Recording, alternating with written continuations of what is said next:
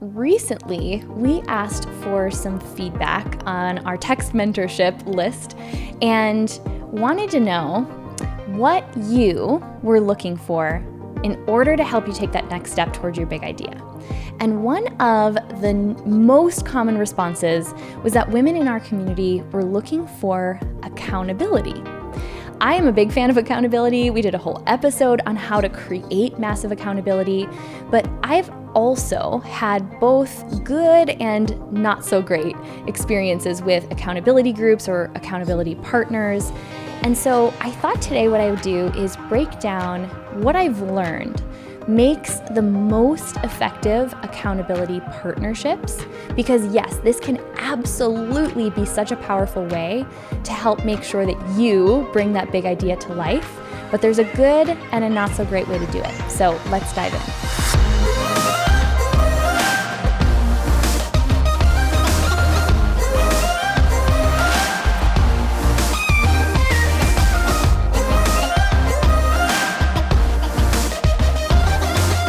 Welcome back to the podcast. I am talking about one of my favorite subjects today, and that is accountability.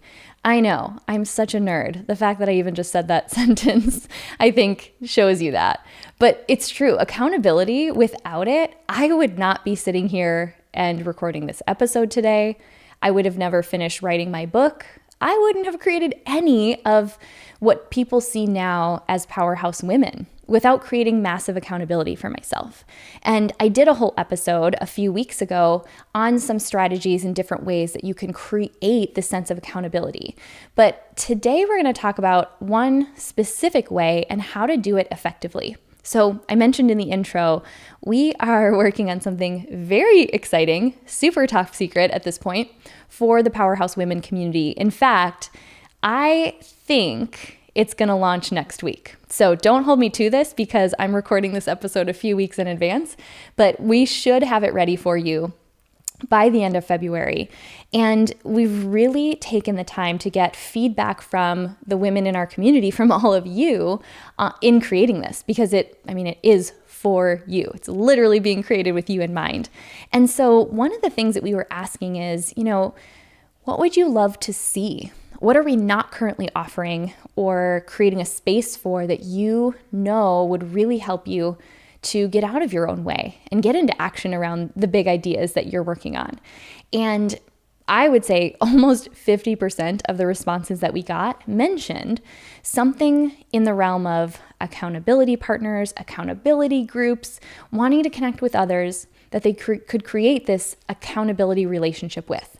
And I love that. I am such a big fan of accountability groups.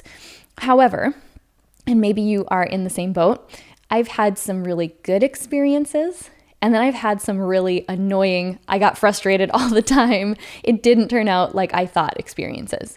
So if you hear the word accountability groups and you kind of cringe because maybe you've had the not so great experiences, I'm going to share today what is crucial. Literally, it's crucial if you're going to create an accountability structure that works. Because why would you create one otherwise? If you're going to create something that you're not going to stick to, or it's not going to actually create the sense of accountability you're looking for, then you're better off just not doing it. But I do know the power that accountability partners or groups can have. So I wanted to share with you some of the things that have really made a difference in the groups that have gone well and not so well, that I learned from, sometimes you learn the most from the things that don't go well. So, accountability is really, if we boil it down, it's just helping you to make sure you do the thing you said you were going to do, even when it gets uncomfortable. That's kind of how I think about accountability, or how it's played out in my business journey. When I'm doing something new, I'm bumping up against myself a lot. And knowing that someone's holding me accountable, or that I am expected to have something completed, otherwise other people can't finish their work, is a really powerful motivator for me. But when we think about creating what would be called like an accountability group or having an accountability partner, I think it's so important to do these three things at the very beginning, before you even decide to enter into an accountability agreement with people. So I've been a part of personal development courses or other programs where accountability was kind of assigned as part of this experience, which can be powerful. But I actually think if we're talking about this in the realm of entrepreneurship, it's just important for you to go in knowing that you're all in. So let's talk about these 3 keys to creating effective accountability partnerships. And if you're considering, I sound like I'm giving dating advice. If you're considering entering into a relationship with an accountability partner, I would actually recommend you both listen to this episode and then come back to the table and share your thoughts on each of these 3 items, because that will set you up massively for success from the beginning. Okay, so the 3 keys from what I've learned in what makes an effective accountability partnership. Number 1 is this is crucial, you have to set clear expectations from the beginning. If we think about it, maybe you are someone who has a not so great accountability group experience. Most of what made experiences like that for me in the past not so great was that I had an expectation, or maybe someone else in the group had an expectation that didn't get met. That's the root of a lot of upset just in life in general, is unmet expectations. But whether it was, hey, we said we were going to meet and connect at these times and then that didn't happen, or maybe someone had an expectation of me and how I would show up that I didn't agree to, and then they got upset, and then that made me feel not good. I think the clearer we can be about expectations from the beginning, the better off you'll be. And then if you can clearly communicate those expectations, maybe you have an expectation that the other person is just honest and lets you know that they aren't able to agree to that. Then you can evaluate, okay, cool, is it actually a fit for you and I to be accountability partners? Maybe they're wanting to connect weekly and you don't want to talk more than once a month. Then, maybe you should both find someone who has a similar expectation and what they're looking for. So you can create expectations around what you're looking to get out of the accountability relationship, what you want and need, how frequently you want to connect, how long does that, are you doing a call? Is it an hour? Are you going to stick to that hour?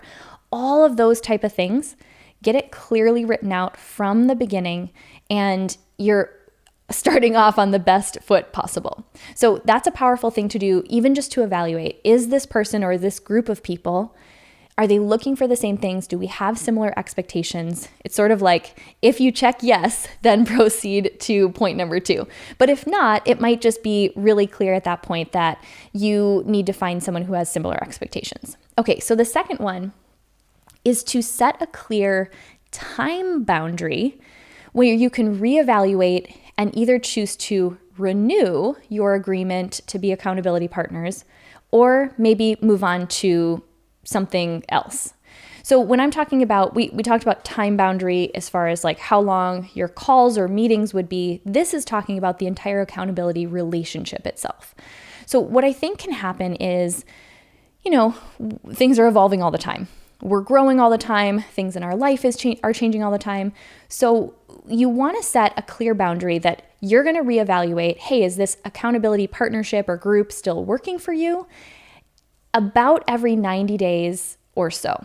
I think 90 days is kind of the perfect check-in point, because even if you want to commit to an entire year, checking in and having the agreement from the beginning that you're going to check in every 90 days also clears a space for people to be able to say, hey, this isn't working for me, or even just to go back to the expectations and be honest with yourselves. Are you meeting them? Do you want to change the expectations? So I think setting a clear time boundary where you're going to come together, you're going to reevaluate and essentially renew your agreement is really powerful, just so no one feels awkward or locked in if they want to go in another direction. That is so, so helpful. And the third key to creating really successful accountability partnerships is this. You have to be willing to show your cards. Now, what I mean by that is you have to be willing to be honest about how you tend to get in your own way. This is the part that's not very fun to give people this ammunition, it almost feels like, but think about it this way. If you're entering into an accountability partnership, it's probably because you are in a season of growth. And you know that when you're going through growth, you're getting uncomfortable. And that's the point where most of us tend to get in our own way, when fears show up or doubts or insecurities. So I think it's actually really powerful to share these with people where you created a safe space to share them and let them know how it works best for you to be held accountable in those moments. Because I don't know about you, but usually when I'm triggered or I'm bumping up against something or I'm getting in my own way, I'm not at my best. I'm not thinking rationally. I'm usually justifying why I'm getting in my own way. So giving the people that are holding you accountable this information ahead of time, along with telling them how you best like to be held accountable in those moments, ensures that you can have the support you really want when you're moving through some of those growth periods. So how this could sound is maybe, I know for me, when I am wanting to avoid the work I really need to do, I'll notice that I start to fill my calendar with more things so I can use the excuse that I'm busy and don't have time to do the things that I know I really need to do. So maybe I tell my accountability partner that and say, you have full permission, and this is critical as well, you have full permission to question me when you notice that I'm skipping calls or rescheduling a lot or I'm late and I'm using the excuse that I'm busy. Because that's how I tend to react when I don't want to get uncomfortable. And by taking that step of telling the person you have full permission to ask me about this, it makes it less awkward for the person to do so, and vice versa. And you can just say, hey, what would be really helpful in that moment would be for you to remind me why I really started. And just say, hey, I remember you telling me that when you tend to do X, Y, Z, that's an example of you getting in your own way. I wanted to check in. Is that what's happening right now? So the more you communicate those kind of things up front, the less awkward it is for you to have to do the thing that you're actually agreeing to do in the first place, which is hold each other accountable. So if you do those three things, you set clear expectations, clear boundaries around the time frame with which you'll operate in and then come back to reevaluate and renew the agreements.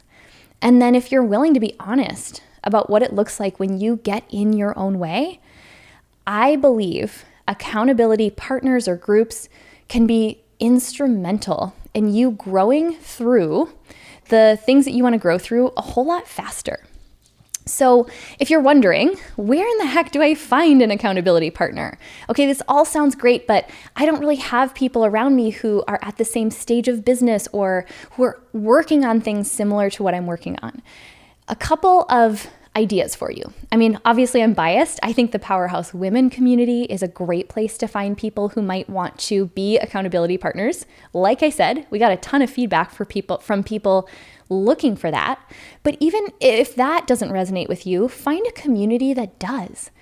I think it often works best to find an accountability partner who is at a similar stage of the journey as you are, because you're probably going through similar things, or they're building something similar, right? So I think it just works best in terms of knowing what the other person might be going through and understanding some of the unique challenges when that's the case. So find groups, find communities where people who fit that description might be gathering.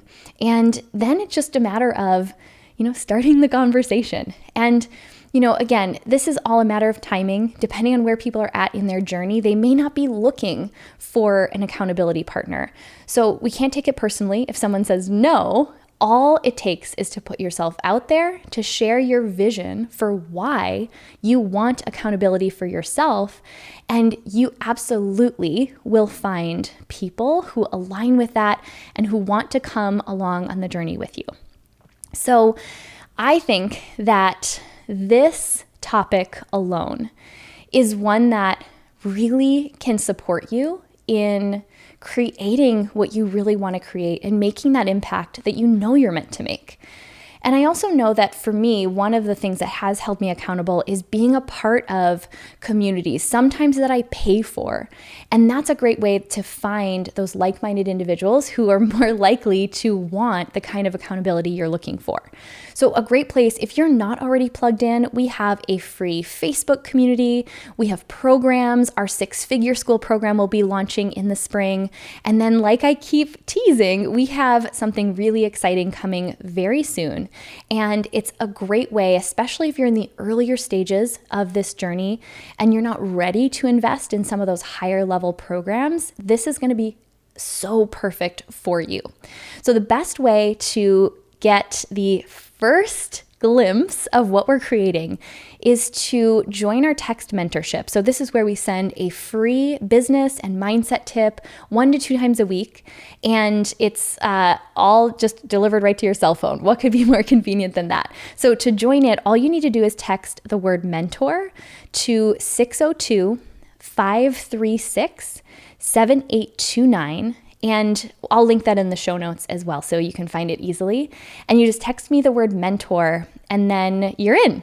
So I cannot wait to finally unveil what we've been working on. If today's topic around accountability was resonating with you, I think you're really going to love it. So stay tuned and definitely make sure to tune into the podcast next week.